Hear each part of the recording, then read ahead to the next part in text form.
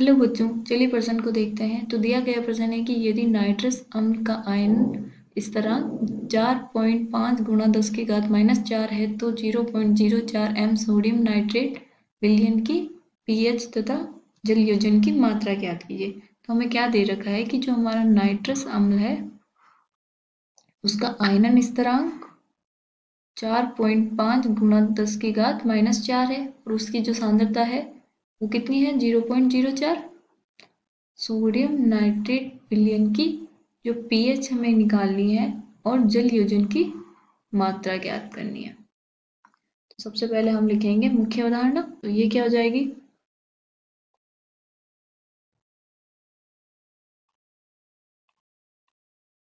आयनन स्थिरांक Ka तथा लवण का जल अपघटन। तो हमें क्या पता होना चाहिए कि आयनन स्थिरांक किसी भी अभिक्रिया का Ka तथा लवण का अगर जल अपघटन करते हैं तो जो उसका स्थिरांक आता है वो क्या आता है, KH। तो वो हमें पता होना चाहिए कि इसको किस तरह प्रदर्शित करते हैं और हमारे अभिक्रिया कैसे लिखी जाती है। तो चलिए क्वेश्चन देखते हैं।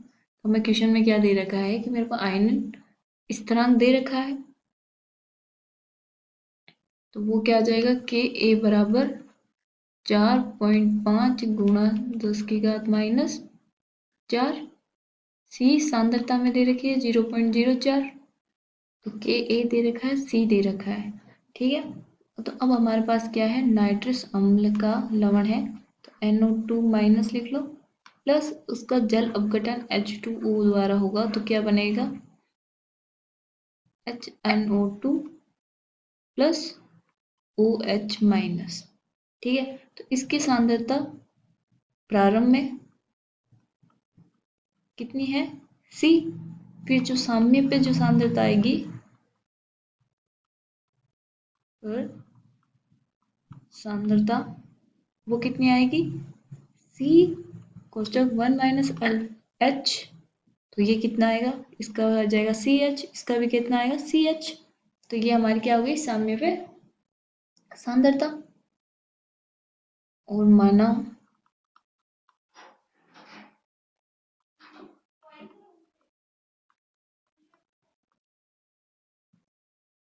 जल योजन की मात्रा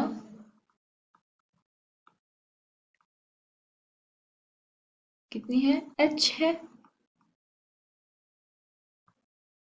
तो इसमें हमारा जो KH आएगा वो कितना आएगा, उत्पाद की सांद्रता HNO2 की सांद्रता गुणा OH की सांद्रता बटे NO2 की माइनस की सांद्रता। तो इसको हम क्या लिख देंगे, KH बराबर CH गुणा CH बटे C माइनस 1 माइनस H। अगर हमारा H बहुत ज़्यादा कम है 1 से तो हम क्या लिख सकते हैं, KH बराबर CH की घात 2, ठीक है। तो ये आ गया हमारे पास KH। ये हमारे पास आ गया KH बराबर CH स्क्वायर। तो हमें KH का भी मान पता नहीं है तो हम जानते हैं कि KH गुणा KB, तो हमारे पास KH आ गया CH स्क्वायर। तो हमारे पास ना तो KH का मान पता है ना हमें H का मान पता है। तो बट हमें क्या पता है कि KH गुणा KA किसके बराबर होगा, KW के। और KW किसके बराबर होता है, 10 की घात -14 के, ठीक है। तो हमारे पास Ka का मान हमें पता है कि क्या है, क्वेश्चन में दिया गया है। तो यहाँ पे हम रख देंगे CH स्क्वायर गुणा Ka बराबर KW। तो यहाँ से जो हमारा H का मान आएगा वो क्या आ जाएगा, H बराबर आएगा वर्गमूल किसका, KW बटा Ka गुणा C।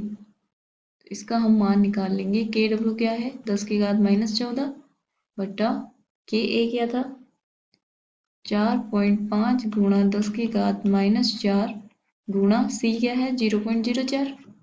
इसका हम वर्गमूल लेंगे तो h का मान आ जाएगा हमारे पास, वो कितना आएगा 2.35 गुणा 10 की घात -3।